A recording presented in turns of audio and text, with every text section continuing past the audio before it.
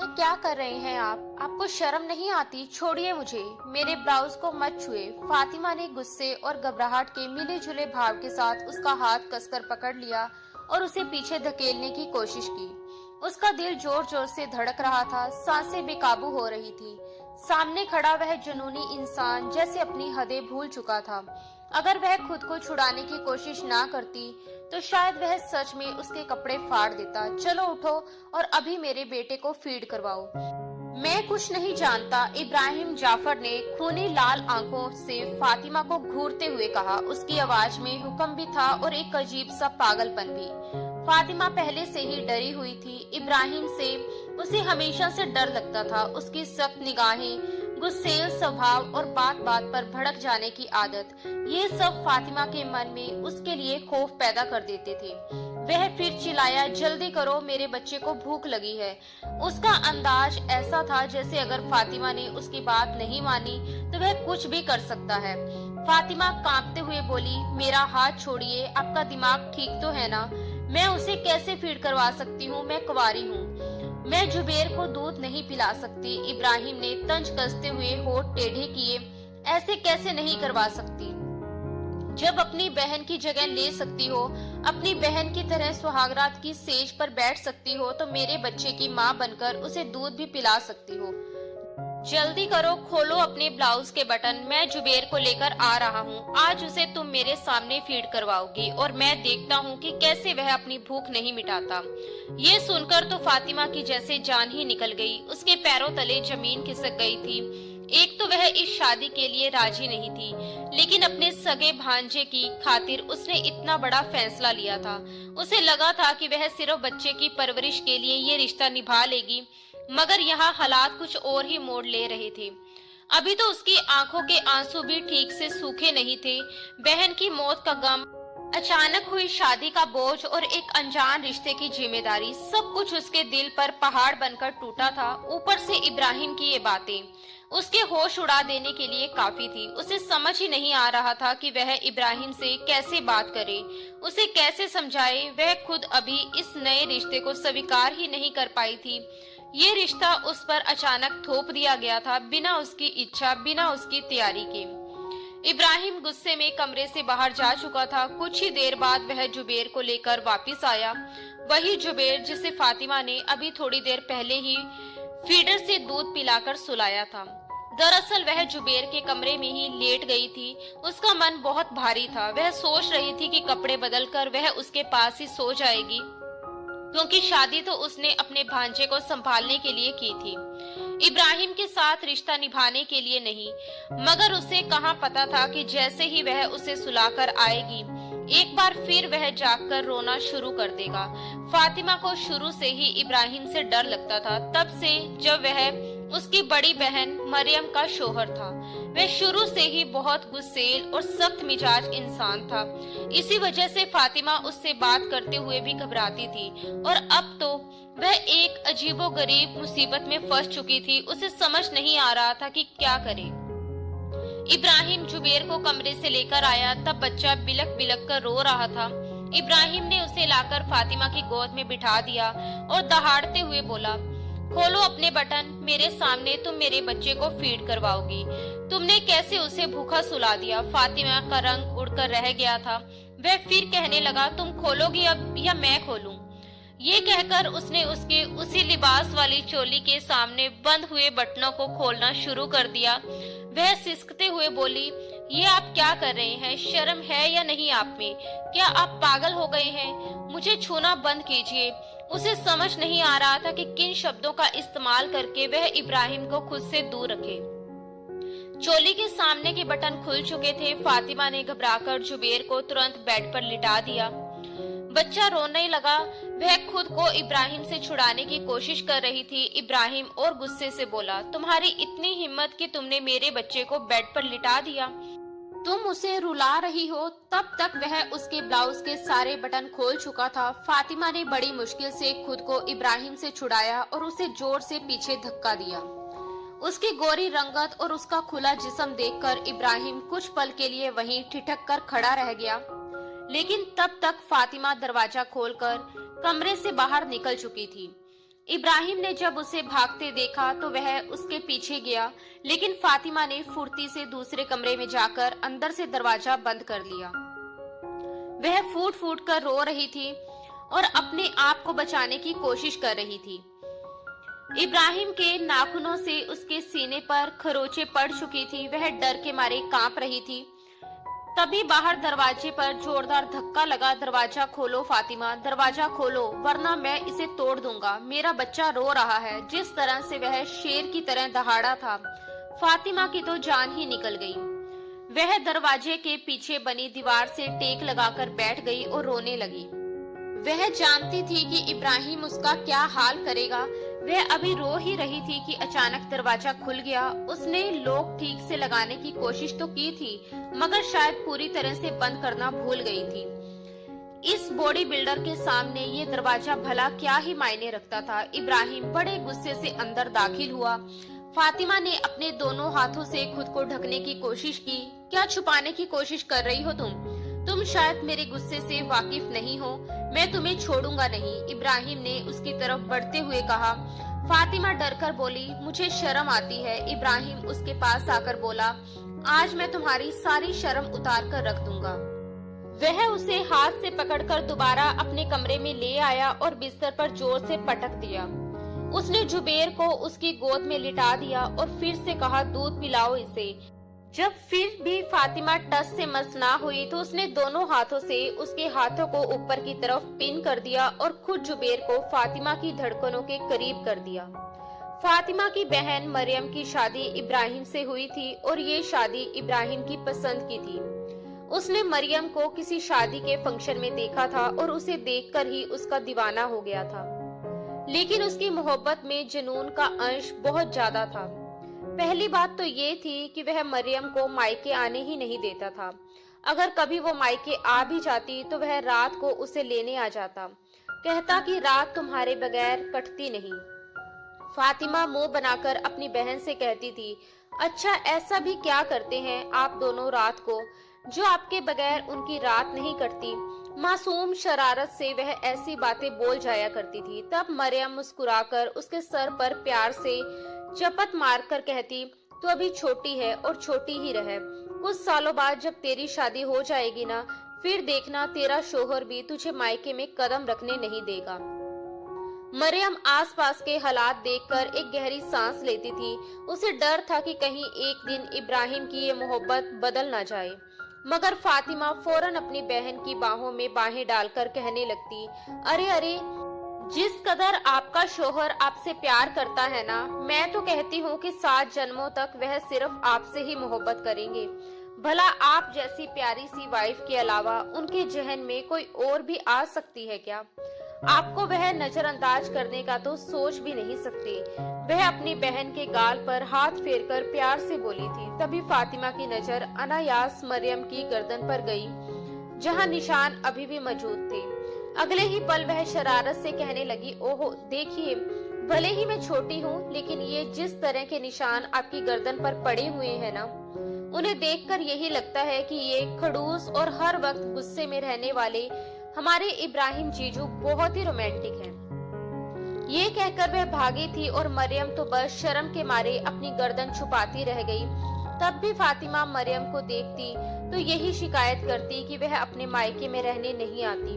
मरियम उसे समझाती, मैं क्या करूं, इब्राहिम गुस्से के बहुत तेज हैं। कहते हैं मुझे तुम्हारा मायके में रहना पसंद नहीं। शादी के बाद तो बस शोहर की मर्जी चलती है, लड़की की अपनी मर्जी थोड़ी चलती है। वह फातिमा को बहुत प्यार से समझा रही थी। मरियम और फातिमा बस 2 ही बहनें थी। फातिमा मरियम से 6-7 साल छोटी थी। एक बार फातिमा जिद करने लगी, आप आज रात यहीं रुक जाओ, मैं इब्राहिम जीजू से बात कर लेती हूँ। मरियम कहने लगी, तुम्हें पता है ना वो गुस्से के कितने तेज हैं। जब उन्हें यहाँ आना होता है तो मेरे तो हाथ पांव फूल जाते हैं कि कहीं उनके खाने में या खिदमत में कोई कमी ना रह जाए। तुम जानती हो ना, मैं अम्मी के साथ मिलकर कितनी चीजें तैयार करती हूँ। ऐसा ना हो कि तुम उनसे बात करो और उन्हें गुस्सा आ जाए। उनका गुस्सा तो बस नाक पर होता है। फातिमा का दिल बुझकर रह गया था। वह अपनी बहन के साथ बहुत ज्यादा जुड़ी हुई थी, लेकिन शादी के बाद तो जैसे उसकी बहन उसे मिल ही नहीं पाती थी। वह महीने भर बाद आती थी और पूरा दिन बातों में ही गुजर जाता था। रात को उसका जीजा आता और उसकी बहन को अपने साथ ले जाता। एक बार मरियम का फोन आया और उसने अपनी अम्मी शबाना बेगम को ये खुशखबरी सुनाई कि वह उम्मीद से हैं। ये सुनकर शबाना बेगम बहुत खुश हुई। मरियम कहने लगी, अम्मी, यूं तो घर में हर काम के लिए नौकरानी है, लेकिन रात को रुकने के लिए कोई भी तैयार नहीं हो रही। आप फातिमा से कहें कि अब तो वैसे भी उसके कॉलेज की छुट्टियां हैं, कुछ दिन मेरे पास आकर रह ले। फातिमा अपनी बहन के घर रहने चली गई। एक बार उसकी अलमारी सेट करते हुए वह मरियम के कपड़े देखकर कहने लगी, दीदी, आपके रिसेप्शन का जोड़ा तो बहुत अच्छा है। मरियम ने कहा, हाँ, अगर तुम्हें पसंद है तो पहन लो। फातिमा ने खुशी से पूछा, सच्ची मैं पहन लूं? आपको कोई एतराज तो नहीं होगा? मरियम ने मुस्कुराकर कहा कि नहीं, मुझे भला क्यों एतराज होगा। फातिमा ने अपनी बहन मरियम का एक बहुत ही खूबसूरत कढ़ाई वाला जोड़ा पहन लिया। मरियम कहने लगी, फातिमा, तुम्हारे जीजू आने वाले हैं, ऐसा करो ताजी रोटियां बना दो, उन्हें गरम गरम रोटी ही पसंद है।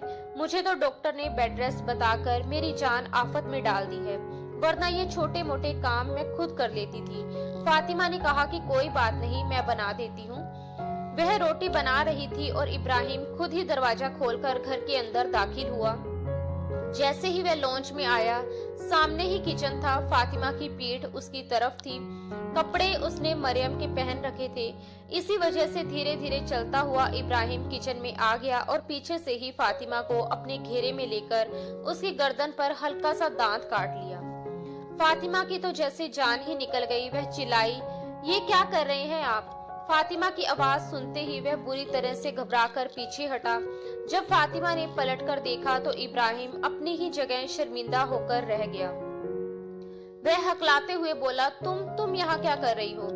और तुमने मरियम के कपड़े क्यों पहन रखे हैं? उसे बहुत गुस्सा आ गया।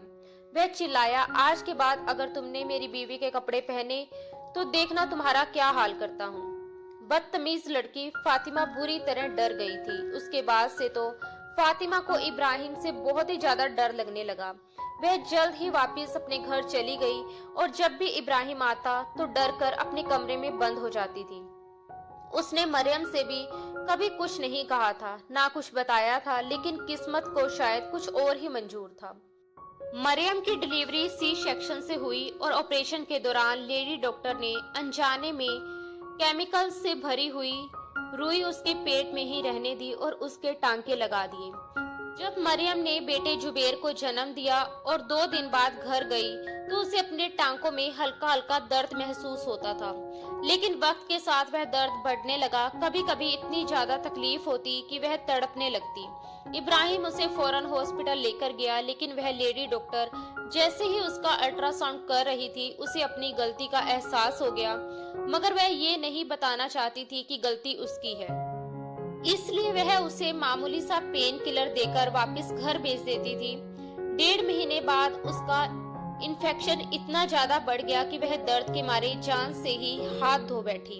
इब्राहिम को तो अपने कानों पर यकीन ही नहीं हो रहा था कि जब डॉक्टर ने ये बताया कि आपकी बीवी मर चुकी है। वह हैरानी और गुस्से से बोला, आप क्या कह रहे हैं? आपका दिमाग तो ठीक है? वह कैसे मर सकती है? उसे तो सिर्फ दर्द था। कई बार लेडी डॉक्टर ने उसे चेक किया था और दवाइयां दी थी जिससे वह ठीक हो जाती थी। डॉक्टर ने गंभीर आवाज में बताया, उनके अंदर ऑपरेशन के दौरान ही डॉक्टर की लापरवाही से कुछ रह गया था और इसी वजह से उसका इन्फेक्शन बढ़ गया। अगर आप वक्त पर किसी और अच्छी डॉक्टर को दिखाते और वह आपको सच बता देती तो शायद आपकी बीवी बच जाती। ये सुनकर इब्राहिम ने उस लेडी डॉक्टर को बहुत बुरा भला कहा था, बहुत शोर मचाया था, लेकिन इस सब का फायदा उसे क्या हो सकता था, क्योंकि मरियम तो मर चुकी थी। वह फूट फूट कर रोया था, किसी छोटे बच्चे की तरह। उसका बेटा जुबेर नानी शबाना बेगम की गोद में रो रहा था। कभी शबाना बेगम उसे बहलाने की कोशिश करती तो कभी फातिमा छोटे से जुबेन को गोद में लेकर चुप करवाने की कोशिश करती थी। फातिमा खुद भी इतनी बड़ी नहीं थी, बस सभी कॉलेज में ही थी, लेकिन जुबेर तो किसी की गोद में चुप ही नहीं हो रहा था, बस रोए जा रहा था। कुछ दिन तो इब्राहिम को भी कोई होश नहीं था, वह अपने घर भी नहीं गया था। कहता था घर जाता हूँ तो घर काट खाने को दौड़ता है। वैसे भी उसके पेरेंट्स जिंदा नहीं थे। पहले वह चाचा के साथ रहता था, शादी हुई तो उसने अपना अलग घर ले लिया था। लेकिन अब अकेले घर में रहते हुए उसे डर महसूस होता था। कभी लगता था कि मरियम के हंसने की आवाजें आ रही हैं, बातें करने की आवाजें आ रही हैं और वह मरियम मरियम कहते हुए कमरों के दरवाजे खोल खोल कर देखने लगता था। जब मरियम उसे कहीं भी नजर नहीं आती तो वह रोने लगता था। खैर, 1 महीना गुजर गया था। वह अपनी फैक्ट्री जाने लगा, रोजाना शबाना बेगम के घर आता, थोड़ी देर जुबेर से प्यार करता और चला जाता। जुबेर अब धीरे धीरे फातिमा के साथ रहने का आदी हो गया था। हालांकि वह उसे बहुत ज्यादा नहीं संभाल पाती थी और जल्दी ही थक जाती थी। वह अक्सर बच्चे को अपनी माँ शबाना बेगम को सौंप देती थी। वह कहती थी कि ये बहुत परेशान करता है अम्मी, रात भर सोता नहीं है, मुझे इसे लेकर घूमना पड़ता है और सुबह मुझे कॉलेज भी जाना होता है। ज्यादातर जुबेर को शबाना बेगम ही संभालती थी, लेकिन वह भी अब बूढ़ी हो चली थी, बहुत जल्दी थक जाती थी। एक दिन उन्होंने इब्राहिम से बात करने का फैसला किया।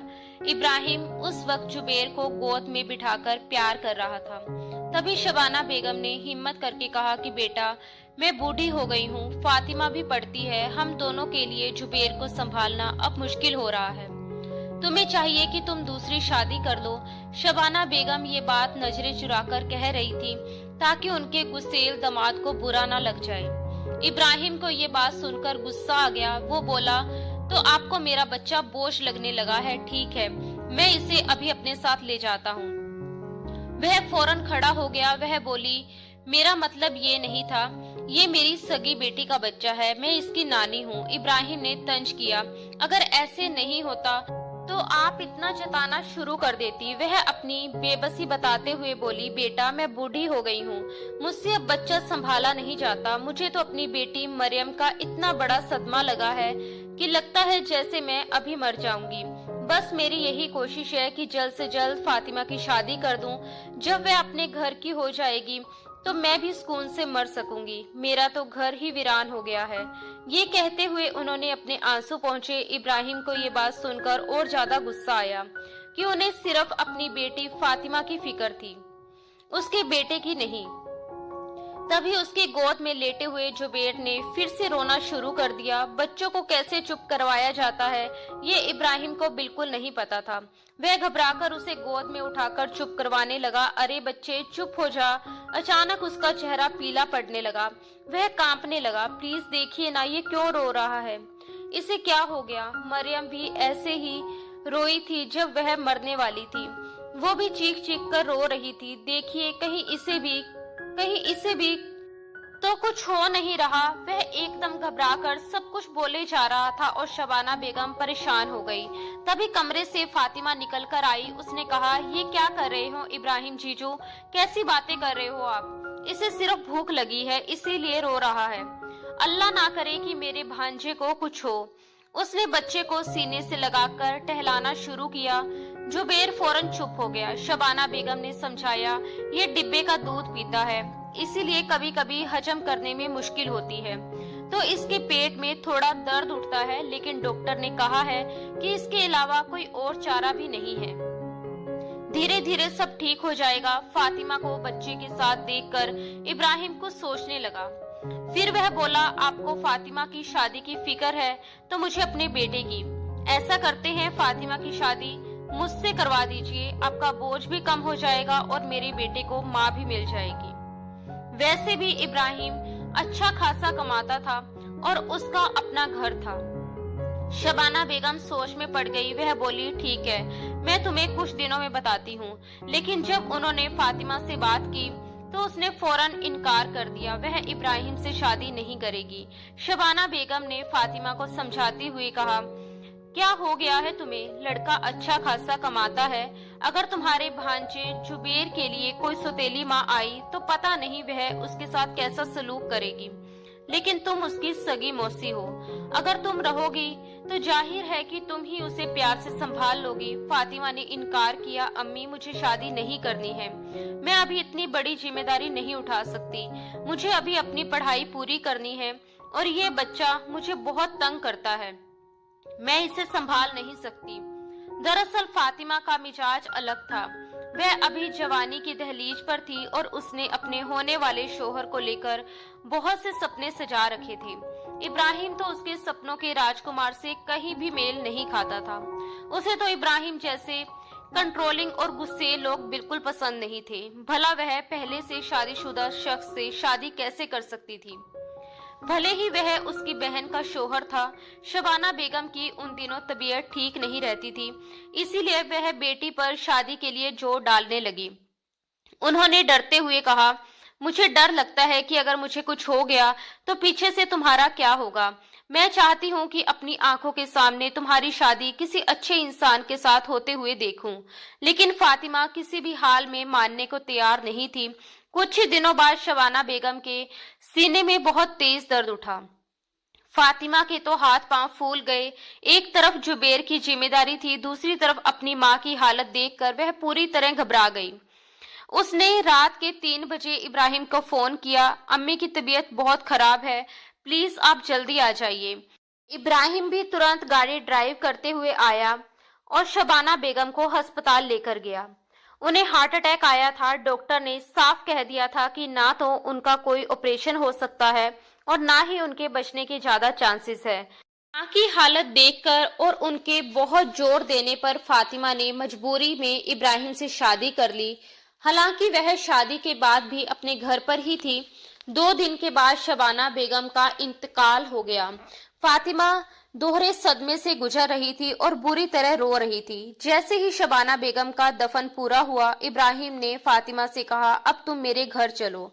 वह इब्राहिम के घर पहुंची। उसे लगा था कि इब्राहिम इस दुख की घड़ी में उसके साथ थोड़ी हमदर्दी दिखाएगा, लेकिन इब्राहिम ने कहा कि कमरे में तुम्हारी बहन का ब्राइडल ड्रेस पड़ा है, उसे पहनकर तैयार हो जाओ। ये सुनकर फातिमा को गहरा सदमा लगा।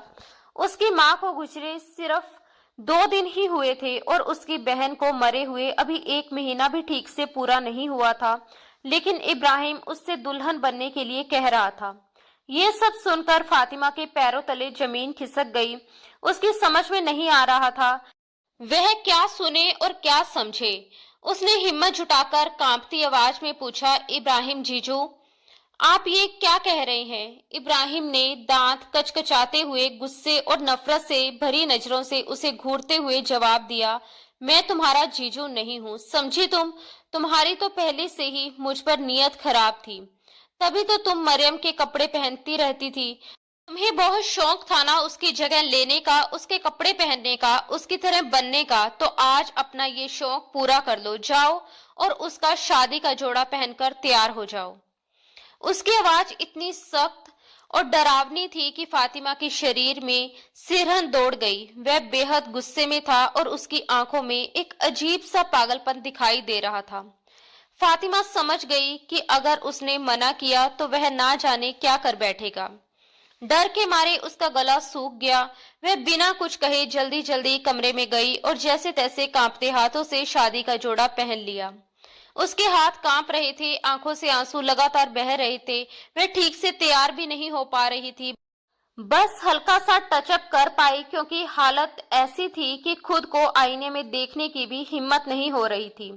वह दुल्हन बनकर जैसे ही बैठी, तभी जुबेर के रोने की आवाज आने लगी। बच्चे की आवाज सुनते ही उसका दिल ममता से भर आया। वह तुरंत कमरे से बाहर निकल गई। उसने इधर उधर देखा, लेकिन इब्राहिम कहीं दिखाई नहीं दिया।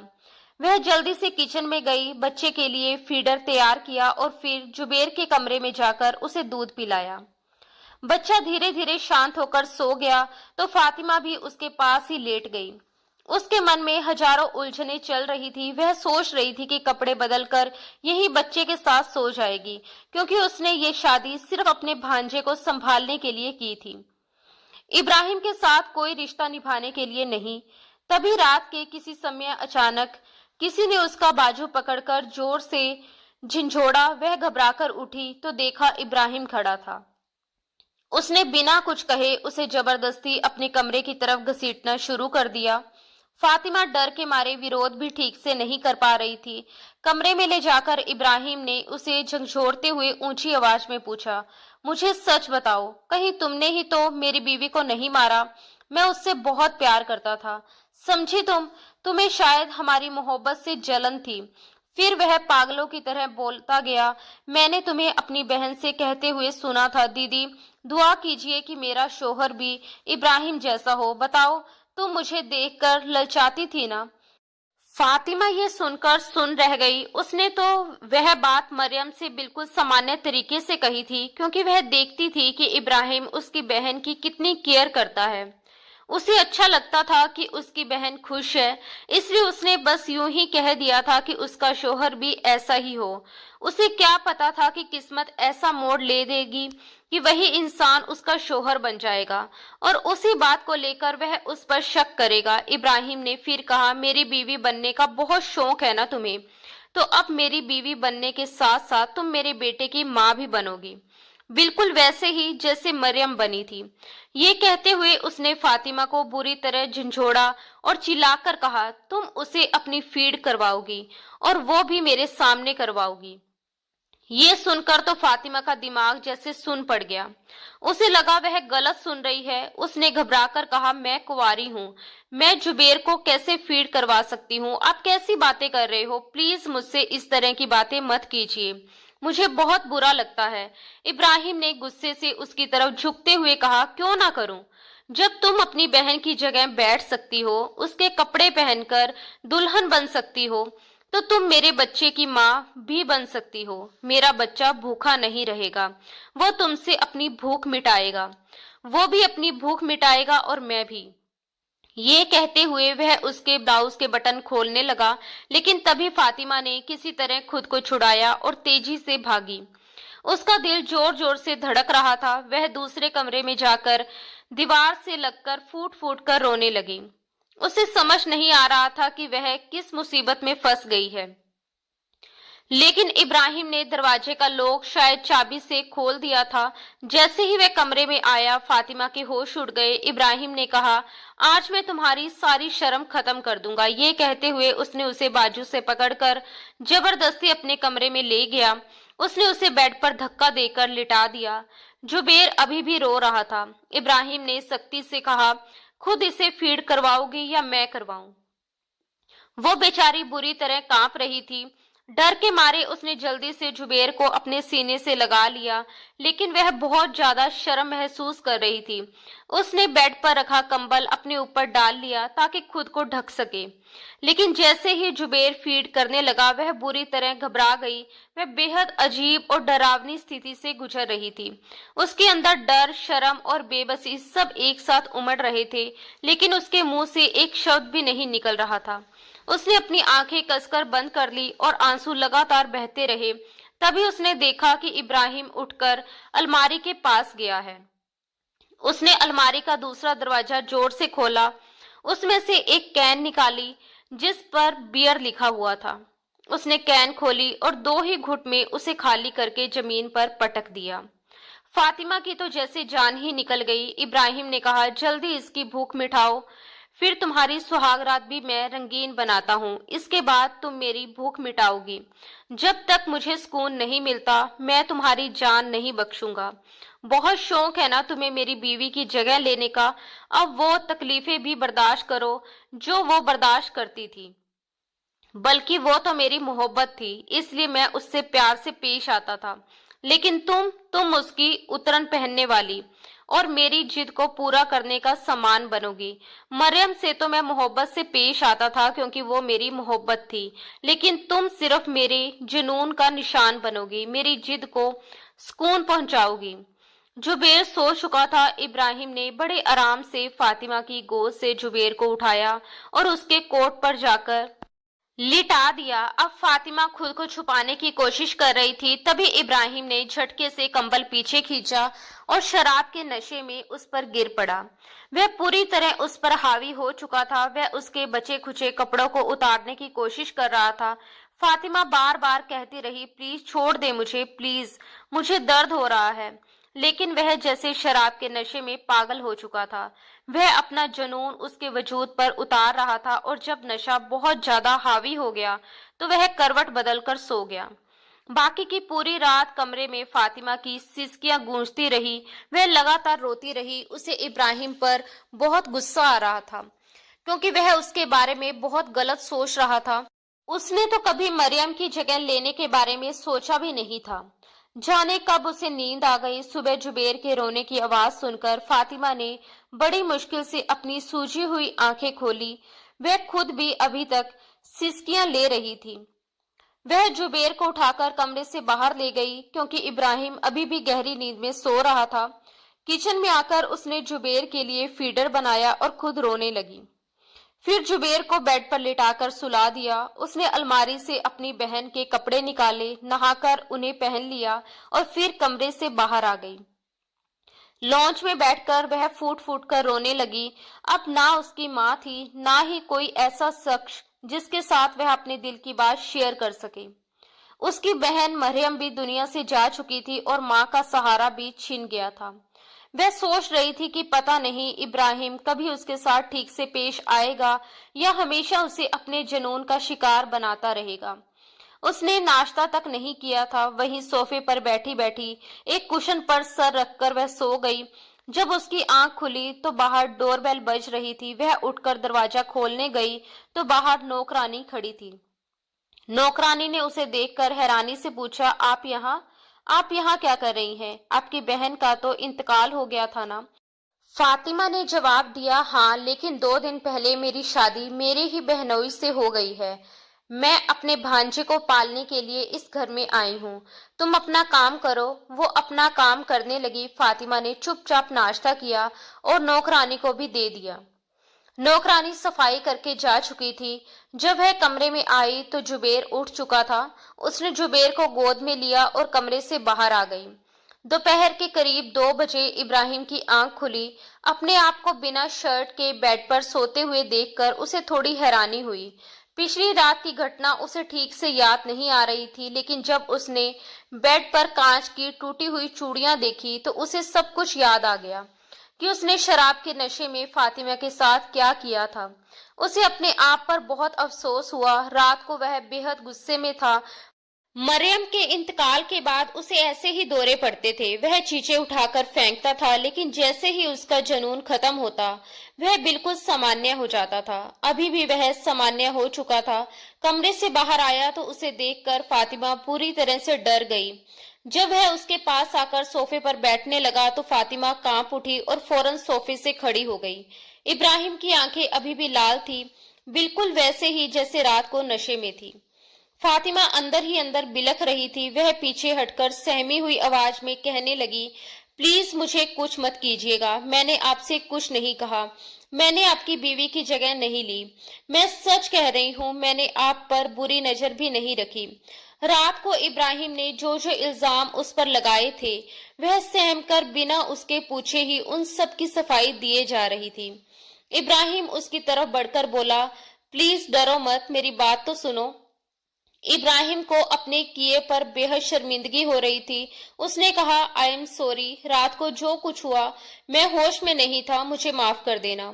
उसका ये रवैया एकदम बदला हुआ था। फातिमा को समझ नहीं आ रहा था कि इस बार इब्राहिम से क्या कहना चाहिए। इब्राहिम उठकर कमरे में चला गया। नहा धोकर कपड़े बदलकर वह बिना नाश्ता किए अपनी फैक्ट्री चला गया। रात को जब वह वापस आया तो उसने जुबेर को गोद में ले लिया और उसे प्यार करने लगा। फिर वह उसे अपने कमरे में ले आया। साइड टेबल की दराज से उसने मरियम की तस्वीर निकाली और जुबेर को दिखाते हुए कहने लगा, ये तुम्हारी मम्मा है। तुमसे बहुत प्यार करती थी और मुझसे भी बहुत प्यार करती थी। मैं भी तुम्हारी मम्मा से बहुत प्यार करता था, लेकिन देखो वो हम दोनों को छोड़कर चली गई। मरियम की बातें याद आते ही इब्राहिम की आंखों से आंसू बहने लगे। फातिमा डरते डरते कमरे में आई और कहने लगी, आप खाना खाएंगे क्या? मैं खाना गरम कर दूं? वह उदासी से बोला, नहीं, मुझे भूख नहीं है, तुम खा लो। वह दरवाजा बंद करके चली गई। फातिमा ने चुपचाप खाना खाया और दूसरे कमरे में जाकर बैठ गई। वह अपनी उंगलियां चटकाने लगी, क्योंकि उसे समझ नहीं आ रहा था कि उसे कहाँ लेटना चाहिए, कहाँ सोना चाहिए। कुछ ही देर बाद कमरे का दरवाजा खुला। इब्राहिम जुबेर को गोद में लिए कमरे में आया। फिर उसने चुपचाप फातिमा की गोद में जुबेर को डाल दिया और कहने लगा, तुम चाहो तो यहीं सो सकती हो। मैं कोशिश करूंगा कि दोबारा मेरी वजह से तुम्हें तकलीफ ना पहुंचे। ये कहकर वह जा चुका था। फातिमा ने राहत की सांस ली, लेकिन उसे नहीं पता था कि इब्राहिम पर यह जुनून कुछ दिन बाद फिर से सवार हो जाएगा। एक दिन इब्राहिम जब घर आया तो उसे लगा जैसे मरियम किचन में काम कर रही है। क्योंकि फातिमा के पास अपने कपड़े तो थे नहीं, इसलिए उसने मरियम का ही सूट पहन रखा था, और जो जोड़ा उसने पहना था वह इब्राहिम ने बड़े प्यार से मरियम को लाकर दिया था। इसलिए वह बिना सोचे समझे किचन में आ गया और कहने लगा, मरियम तुम वापिस आ गई। वह उसी ट्रांस में जा चुका था, लेकिन जब पलटकर फातिमा ने उसकी तरफ देखा तो उसे जबरदस्त गुस्सा आने लगा। वह चिल्लाया, फिर से तुमने मेरी बीवी के कपड़े पहने? तुम होती कौन हो मेरी बीवी के कपड़े पहनने वाली? फातिमा उसकी लाल होती आंखों को देखकर डर गई। उसने जल्दी से रोटी हॉट पॉट में रखी और किचन से बाहर जाने लगी, लेकिन इब्राहिम ने उसका हाथ पकड़ लिया। उसने फातिमा के कपड़े 1 मिनट में फाड़कर रख दिए। गुस्से से चीखते हुए उसने पूछा, तुमने किससे पूछकर मेरी बीवी के कपड़े पहने? सामने शेल्फ पर बड़ी तेज धार वाली छुरी रखी थी, जिससे फातिमा सलाद काटकर फ्री हुई थी, फिर रोटियां बना रही थी। वह छुरी अब इब्राहिम के हाथ में थी। उसने वह छुरी अपने हाथ में पकड़ी और फातिमा के गले के नीचे वाले हिस्से पर उसकी नोक रख दी। फातिमा कांपते हुए कहने लगी, या अल्लाह, ये आप क्या कर रहे हैं? मुझे चोट लग जाएगी। इब्राहिम ने गुस्से से कहा, तुम्हारी हिम्मत कैसे हुई मेरी बीवी के कपड़े पहनने की? तुम क्या चाहती हो? मैं तुम्हें उसकी जगह दे दूंगा? नहीं, मैं तुम्हें सिर्फ तकलीफ दूंगा। ये कहकर उसने फातिमा के दिल के पास छुरी से मरियम लिख दिया। जैसे ही वह दर्द से रोने बिलखने लगी, उसने दूसरे हाथ से उसका गला पकड़ लिया। वह जोर से बोला, अगर तुमने मुझे लिखने नहीं दिया तो मैं तुम्हारा गला घोटकर तुम्हें मार डालूंगा। उसके जुनून को देखकर यही लग रहा था कि वह सचमुच फातिमा को जान से मार देगा। छुरी की तेज नोक से उसके दिल के पास मरियम लिख चुका था, फिर अपने होठ उस नाम पर रख दिए। फातिमा रोई जा रही थी, लेकिन वह जुनून में आ चुका था। वह उसे गोद में उठाकर अपने कमरे में ले गया। जुबैर अपने झूले में बाहर लॉन्च में रो रहा था, लेकिन इब्राहिम को उसकी परवाह तक नहीं थी। वह इस वक्त फातिमा पर अपना जुनून उतार रहा था।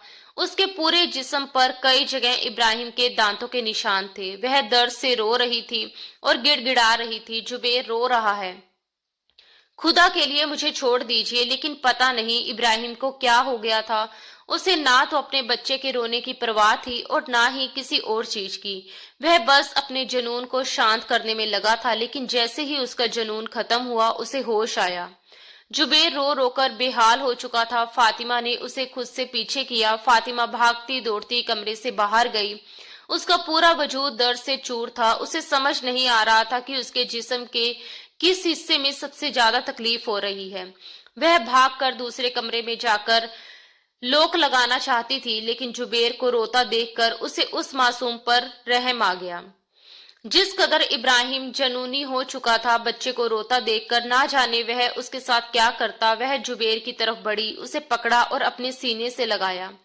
वह रोए जा रहा था। उसे लेकर वह दूसरे कमरे में आ चुकी थी और दरवाजा बंद करके कुंडी लगा दी ताकि इब्राहिम अंदर ना आ सके।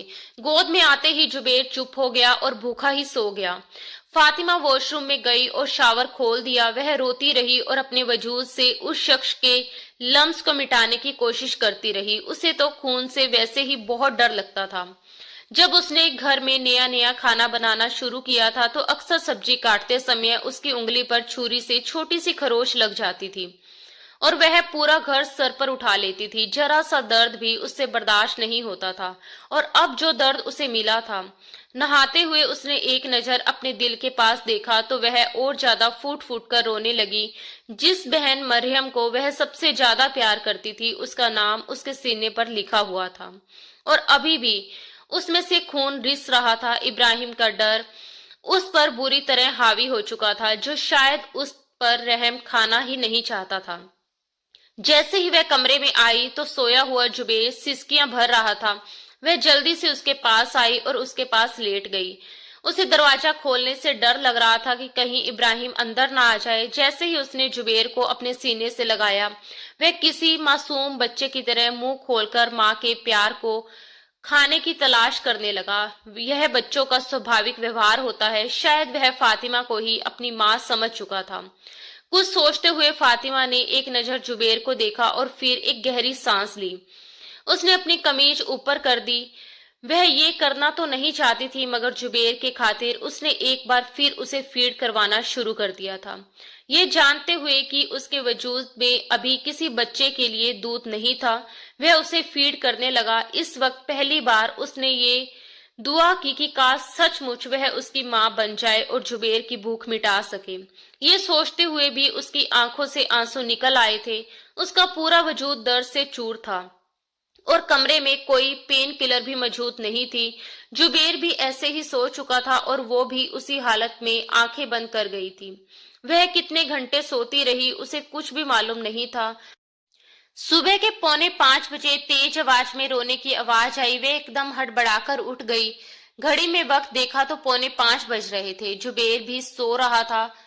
वह अपने कपड़े ठीक करके उठी तो आवाज इब्राहिम की थी, मगर वह क्यों फूट फूट कर रो रहा था। फातिमा का दिल चाहा कि वह दरवाजा खोलकर जाए और देखे कि क्या हो रहा है, मगर इस जुनूनी शख्स से उसे डर भी लग रहा था। इब्राहिम की हालत कुछ कुछ उसकी समझ में आ रही थी। शायद ये मरियम की मौत का सदमा था कि उसे यूं बार बार दौरे पड़ रहे थे। धीरे से दरवाजा खोलकर वह बाहर निकली। सामने लॉन्च में इब्राहिम जमीन पर बैठकर अपने बाल नोच नोच कर रो रहा था। यही कह रहा था, क्यों किया मैंने, मुझे क्या हो जाता है। गुस्से में उसने वही रखी छुरी उठा रखी थी और अपनी कलाई पर बिना किसी वजह के कट लगाए जा रहा था। खुद को तकलीफ दे रहा था। जब फातिमा ने यह देखा तो वह घबरा गई। अगर वह अपनी नस काट लेता तो कुछ भी हो सकता था। इस वक्त वह अकेली मासूम लड़की उसे कहाँ हॉस्पिटल लेकर जाती। वह डरते डरते बाहर निकली और बोली, आप क्या कर रहे हैं इब्राहिम, आपको चोट लग सकती है, प्लीज ऐसा मत कीजिए। वह डर के मारे दूर खड़ी होकर बोली थी, ताकि अगर वह दोबारा उसकी तरफ भाग कर आए तो वह दरवाजा लॉक करके अंदर जा सके। मगर इब्राहिम उसे देखकर रोने लगा। उसने चाकू एक तरफ फेंक दिया। उसके दोनों हाथों पर जख्म के निशान थे। वो कहने लगा, पता नहीं मुझे क्या हो जाता है, मुझे अपनी हालत समझ में नहीं आ रही। पता नहीं क्यों मैं तुम्हारे साथ ऐसा करता हूँ। उस दिन तो मैं नशे में था, मगर आज तो नहीं। फिर मैंने ऐसा क्यों किया। मुझे लगता है जैसे मेरा दिमाग मेरे कंट्रोल में नहीं रहा। वह रोकर उसे ही सब कुछ कह रहा था। फातिमा चुपचाप उसकी बात सुन रही थी। वह आगे बढ़ी और चाकू को किचन में छुपाकर रख दिया। वह बोली, प्लीज उठिए और कमरे में जाइए। अगर आपको कुछ हो गया तो मेरा और जुबेर का क्या होगा। मेरी माँ मुझे आपके हवाले करके गई है। मुझे नहीं पता मेरी किस्मत में क्या लिखा है और मेरी मौत शायद आप ही के हाथों में लिखी हो, लेकिन मुझे अपनी बहन की आखिरी निशानी जुबेर की फिक्र है। पता नहीं मुझे कुछ हो गया तो जुबेर का क्या होगा। इब्राहिम उठकर खड़ा हुआ तो फातिमा सहम कर पीछे हटी। इस वक्त उसे इब्राहिम से बहुत ज्यादा डर लग रहा था। इब्राहिम के दोनों हाथ खून से भरे हुए थे। वह चलता हुआ उसके सामने आया और दोनों हाथ जोड़कर उससे माफी मांगने लगा। प्लीज मुझे माफ कर दो, मैं तुम्हें तकलीफ तो नहीं देना चाहता था। मैं तो मरियम के अलावा किसी और के करीब जाने का सोचना भी नहीं चाहता था, मगर पता नहीं मुझे क्या हो जाता है। उसकी नजर मरियम के लिखे नाम पर गई, जहां से अभी भी खून रिसने की वजह से कमीज का रंग बदल चुका था। वह कहने लगा, देखो मैंने तुम्हें तकलीफ दी है ना, इसके बदले मैंने अपने पूरे हाथ छलनी कर दिए। देखो मैंने खुद को भी जख्मी किया है। वह किसी मासूम बच्चे की तरह बोले जा रहा था।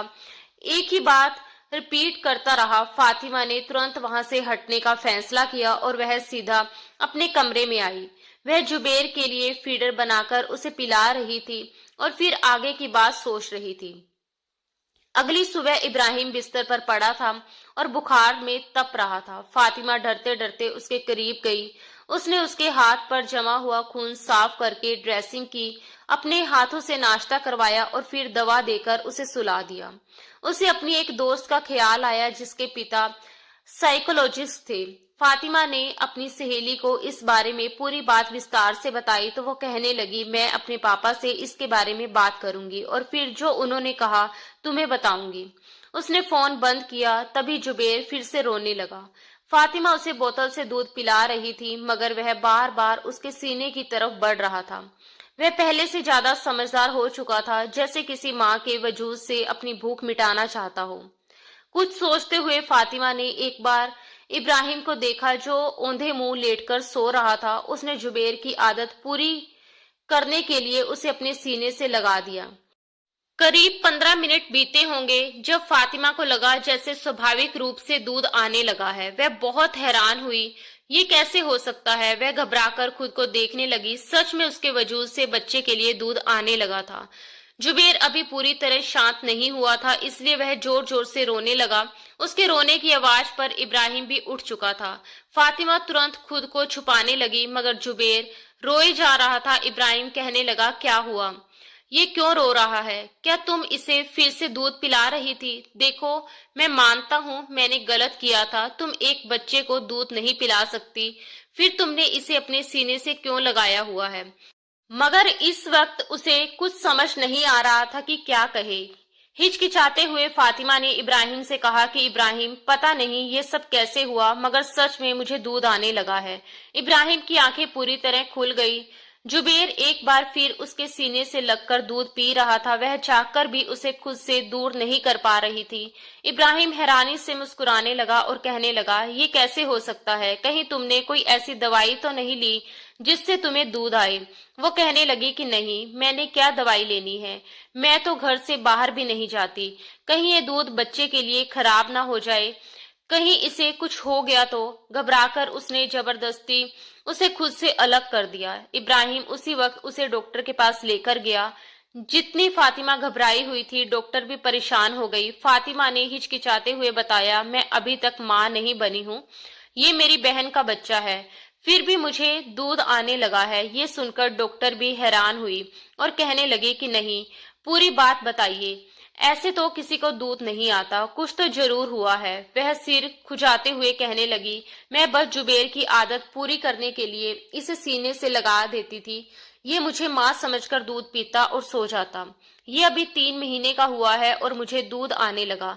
ये सुनकर डॉक्टर ने पहले तो उसके सभी टेस्ट किए और जब रिपोर्ट बिल्कुल ठीक आई तो मुस्कुराकर कहने लगी, फातिमा बेटा, चिंता करने की कोई जरूरत नहीं है, ये एक नेचुरल प्रोसेस है। जब बच्चे ने आपके वजूद से दूध लेने के लिए फोर्स किया तो आपके दिमाग ने अपने आप मैसेज भेजना शुरू कर दिया। आपके हार्मोन एक्टिवेट हो गए और आप बिल्कुल वैसे ही उसे दूध पिला सकती हैं जैसे कि एक माँ अपने मासूम बच्चे को दूध पिलाती है। इब्राहिम इतना हैरान था कि उसे कुछ समझ में नहीं आ रहा था। वहीं दूसरी तरफ फातिमा की खुशी का कोई ठिकाना नहीं था। इब्राहिम भी खुश हो चुका था। इब्राहिम गाड़ी घर की तरफ मोड़ रहा था तो फातिमा हिचकिचाते हुए कहने लगी, इब्राहिम, आप प्लीज इस अस्पताल की तरफ गाड़ी मोड़ दीजिए। उस तरफ तो साइकोलॉजिस्ट का अस्पताल था। इब्राहिम कहने लगा, क्यों, वहां क्या करने जाना है? वो कहने लगी, प्लीज मेरी बात मान लीजिए। फातिमा ने तुरंत कहा कि आपको जुबैर की कसम, कोई सवाल मत कीजिए। जुबैर की कसम के आगे इब्राहिम चुप हो चुका था। ये उसकी दोस्त के पापा का ही हॉस्पिटल था जहां वह इब्राहिम को लेकर आई थी। इब्राहिम को तो कुछ समझ नहीं आ रहा था। जब उसकी डॉक्टर से मिलने की बारी आई तो फातिमा भी उसके साथ कमरे में गई। पहले तो इब्राहिम थोड़ा हिचकिचाया, मगर डॉक्टर के कहने पर वह उन्हें सब कुछ बताने लगा कि उसे अपनी पहली बीवी मरियम से कितनी मोहब्बत थी। डॉक्टर साथ साथ उसे कुछ दवाइयां भी खिला रहे थे जिससे वह बिल्कुल शांत होकर सारी बातें बता रहा था और फिर रोते रोते खामोश हो गया। डॉक्टर ने कुछ टेस्ट भी करवाए और इसके बाद इब्राहिम और फातिमा को बताया कि ये अपनी बीवी से बहुत ही ज्यादा प्यार करते थे और दूसरा, इनमें गुस्सा बहुत ज्यादा था। जब इनकी बीवी की अचानक मौत हुई तो इनके दिमाग को इतना गहरा सदमा लगा कि वह बर्दाश्त नहीं कर सका, इसलिए इन्हें ऐसे दौरे पड़ने लगे और ये अपनी दूसरी बीवी को ही अपनी पहली बीवी की मौत का जिम्मेदार समझकर उस पर जुल्म करते हैं। मगर जैसे ही नॉर्मल होते हैं तो इन्हें बहुत शर्मिंदगी होती है और दुख भी होता है। ये 5-6 महीने का इलाज है। अगर ये रेगुलर दवा लेंगे और खुद को खुश रखने की कोशिश करेंगे तो इनकी ये बीमारी खत्म हो सकती है। इब्राहिम ये सब खामोशी से सुनकर वहां से बाहर निकल आया। इसके बाद दोबारा इब्राहिम को ऐसा कोई घबराहट का दौरा नहीं आया था। वह रोज दवा लेता और हर रात फातिमा उसे खुद दवा देती थी, क्योंकि वह जानती थी कि अगर एक दिन भी चूक हुई तो इसका नतीजा उसे भुगतना पड़ेगा। हर रात की तरह आज भी वह दूध के गिलास के साथ दवा लेकर गई तो कमरे में जुबेर इब्राहिम की गोद में खेल रहा था। वह जैसे ही उसे वहां छोड़कर बाहर जाने लगी तो इब्राहिम ने फौरन उसका हाथ पकड़ लिया। फातिमा हिचकिचाकर पलटकर देखने लगी तो इब्राहिम कहने लगा, कहाँ जा रही हो? मेरे पास भी कभी बैठ जाया करो। तुम तो जब देखो किसी न किसी काम में बिजी रहती हो। वो कुछ झिझकती हुई इब्राहिम से थोड़ी दूर बैठ गई। जुबेर इस वक्त खेल रहा था। उसने नया नया बोलना शुरू किया था और वह हर वक्त माँ माँ करता रहता। इब्राहिम थोड़ा नाराज होता, तुमने माँ माँ कहना सिखाया, पापा बोलना क्यों नहीं सिखाया? क्या मैं इसका कुछ नहीं लगता? वह कहने लगी कि नहीं, ये तो बस बच्चे की जुबान ही ऐसी होती है, वह वैसे ही आवाजें निकालता है तो लगता है जैसे माँ को बुला रहा है। सच में मैंने इसको कुछ नहीं सिखाया।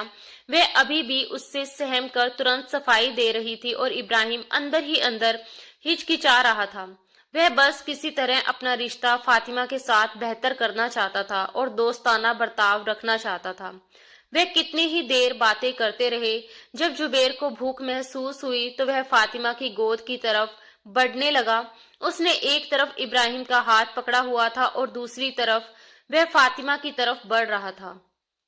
फातिमा उसे उठाकर दूसरे कमरे में जाने लगी ताकि उसे दूध पिला सके, मगर जुबेर ने वहीं इब्राहिम का हाथ पकड़ लिया। वह यही चाहता था कि बस एक तरफ इब्राहिम का हाथ भी पकड़े रहे और उसकी माँ उसे दूध भी पिला दे। शर्म से चेहरा लाल होती फातिमा कहने लगी, बेटा चलो दूसरे कमरे में जाकर दूध पिलाऊंगी मैं आपको। मगर वह तो और ज्यादा रोने लगा था।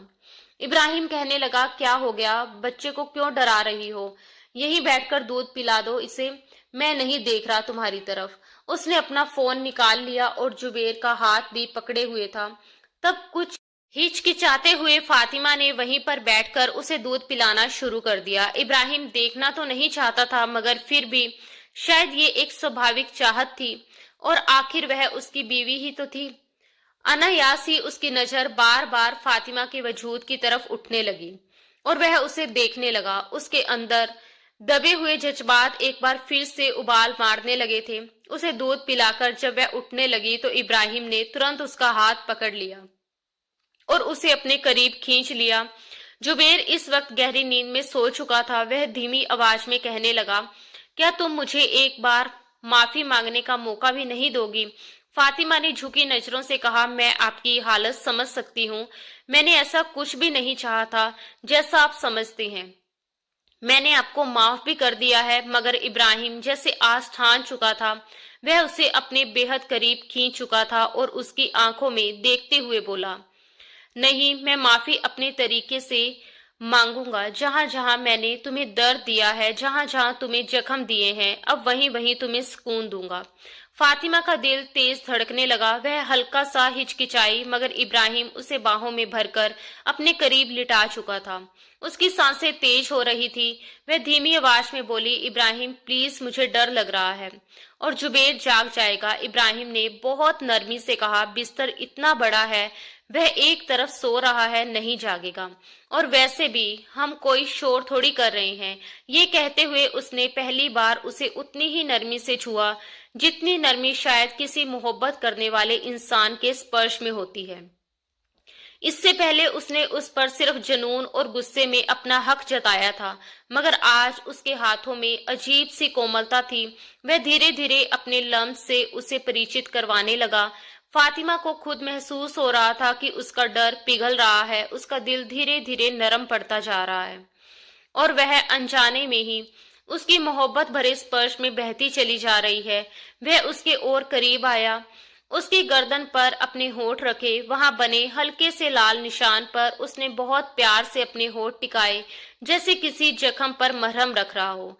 तभी अचानक उसके होठों से निकला, मरियम, तुम जानती हो, मुझे हमेशा तुम्हारी गर्दन पर अपने होंठ रखना कितना पसंद था। मैं तो तुम्हारी इस हसीन गर्दन का दीवाना ही हो गया था। बस यही वह पल था जिसने सब कुछ बदल दिया। फातिमा के दिल में जो नरमी बन रही थी, जो भरोसा जन्म ले रहा था वह एक ही पल में जैसे टूटकर बिखर गया।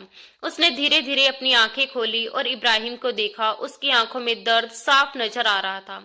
इब्राहिम को तुरंत अपनी गलती का एहसास हुआ और वह हड़बड़ाकर बोला, नहीं, मेरा मतलब, मैं तुम्हारा नाम लेना चाहता था, मगर तब तक देर हो चुकी थी।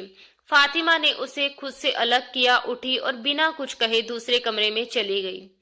उसने अंदर जाकर दरवाजा बंद कर लिया और फिर बेइंतहाशा रोने लगी। उसकी सिसकियां पूरे घर की खामोशी में साफ सुनाई दे रही थी।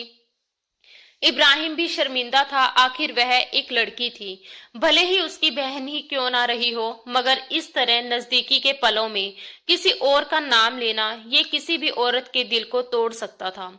वह कुछ देर वहीं खड़ा रहा, फिर धीरे धीरे वापस कमरे में आ गया, क्योंकि अब उसे पता था कि इस वक्त कुछ भी कहना बेकार है। कमरे की दीवारों पर हर तरफ मरियम और उसकी तस्वीरें लगी हुई थी। 1 वर्ष पहले वह उसे छोड़कर जा चुकी थी, मगर उसकी मौजूदगी अभी भी इस कमरे में सांस ले रही थी। वह वही तस्वीरें थी जिनके साथ वह रोज जीता था, रोता था, और शायद इसी वजह से वह अतीत से बाहर नहीं आ पा रहा था। उसे अचानक महसूस हुआ, जब तक ये तस्वीरें सामने रहेंगी वह कभी पूरी तरह नॉर्मल नहीं हो पाएगा और फातिमा को भी सुकून नहीं मिलेगा। उसने एक गहरी सांस ली और एक एक करके सारी तस्वीरें उतारने लगा। हर तस्वीर के साथ कोई याद जुड़ी थी, कोई हंसी, कोई पल, कोई वादा। उसका दिल भारी होता जा रहा था। उसे वो दिन याद आया जब बड़े प्यार से वह और मरियम मिलकर इस कमरे को सजा रहे थे, हंसते हुए तस्वीरें लगा रहे थे, भविष्य के सपने देख रहे थे। मगर आज वही तस्वीरें उसके हाथों में थी और वह उन्हें एक बैग में रख रहा था। जब आखिरी तस्वीर भी उतर गई, उसने बैग बंद किया, स्टोर रूम में जाकर उसे रखा और ताला लगा दिया। ताला लगाते वक्त उसकी आंखों में आंसू थे, जैसे वह सिर्फ तस्वीरें नहीं बल्कि अपनी जिंदगी का एक हिस्सा बंद कर रहा हो। वह भारी कदमों से वापस अपने कमरे में आ चुका था। अगले दिन जब जुबैर को लेने के लिए फातिमा कमरे में आई तो वहां पर एक भी तस्वीर मौजूद नहीं थी। उसने हैरानी से पूछा, मरियम दीदी की तस्वीरें कहाँ गई? इब्राहिम ने शांत स्वर में जवाब दिया, मैंने हटा दी। वो मुझे छोड़कर चली गई और जब तक उनकी तस्वीरें मेरे सामने रहती मैं कभी ठीक नहीं हो पाता, इसलिए मैंने उनकी तमाम यादों को एक बॉक्स में बंद करके रख दिया ताकि मैं इन सब से निकल सकूं। ये सुनकर फातिमा खामोश हो गई। अगले ही दिन फातिमा ने कमरे में जुबैर और इब्राहिम की बहुत सारी नई तस्वीरें लाकर कमरे को सजा दिया। साथ ही एक तस्वीर उसने इब्राहिम, मरियम और अपनी माँ की भी फ्रेम करवाकर लगाई, जिसमें वे सब एक साथ खड़े मुस्कुरा रहे थे। उस शाम जब इब्राहिम घर लौटा तो उसने कमरे में लगी नई तस्वीर देखी तो उसके चेहरे पर अनायास ही मुस्कान आ गई। फिर वह उस तस्वीर के पास गया जिसमें वे चारों साथ खड़े थे। फातिमा भी उसके पास आकर खड़ी हो गई। इब्राहिम ने धीरे से उसका हाथ पकड़ लिया। मरियम को भूलना उसके लिए नामुमकिन था, मगर अब वह फातिमा के साथ जिंदगी में आगे बढ़ना चाहता था। धीरे धीरे उन दोनों के बीच का रिश्ता काफी बेहतर हो चुका था।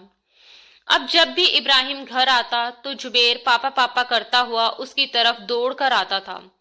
फातिमा उसके लिए खाना बनाकर रखती और छोटी छोटी शरारतें करती रहती। जुबैर और फातिमा की नोकझोंक देखकर इब्राहिम मुस्कुरा उठता। इस वक्त भी जुबैर उसी कमरे में अपने बेबी बेड पर गहरी नींद में सो रहा था। जब फातिमा तकिया ठीक करके बेड पर आकर बैठी तो इब्राहिम ने तुरंत उसे अपनी बाहों में भर लिया। वह नाइट सूट में थी जबकि इब्राहिम शर्टलेस लेटा हुआ था। फातिमा उसके सीने पर उंगलियां फेरते हुए मुस्कुराकर बोली, इब्राहिम, कल हमारा जुबैर पूरे 3 साल का हो जाएगा। कितना जल्दी वक्त गुजर गया। इब्राहिम भी मुस्कुराकर बोला, हाँ, पलक झपकते ही क्या से क्या हो गया। लेकिन मैं एक बात सोच रहा हूँ। फातिमा ने पूछा, क्या? इब्राहिम हल्की शरारती मुस्कान के साथ बोला, जुबैर कब तक एक अकेला घर में खेलता रहेगा? उसे एक छोटा भाई या बहन तो चाहिए, तो उसके साथ पूरे घर में उछल कूद मचा सके और तुम्हारी नाक में और ज्यादा दम कर सके। ये सुनकर फातिमा का चेहरा लाल हो गया। वह तुरंत बोली, नहीं, आप तो खुद चले जाते हैं, मुझे तो बस मेरा एक जुबैर ही काफी है, और बच्चे आ गए तो मैं कैसे संभालूंगी? ना बाबा ना, वह उसके सीने से सर लगाकर बोल रही थी। इब्राहिम ने उसे फिर से अपने सीने से लगा लिया और प्यार से बोला, पगली, मुझे अब एक बेटी चाहिए, बस चाहिए, और अगले साल तक वह मुझे मेरी गोद में चाहिए। तो इसके लिए हमें आज से ही तैयारी शुरू करनी होगी। तुम जानती हो कितनी मेहनत लगती है। ये सुनकर फातिमा उसे घूर कर देखने लगी और बोली, अच्छा, मुझे पहले ही आपकी बातों का पता था। आज आप ज्यादा ही रोमांस कर रहे हैं। इब्राहिम हंस पड़ा और उसे अपनी बाहों में भरकर अपने और करीब कर लिया।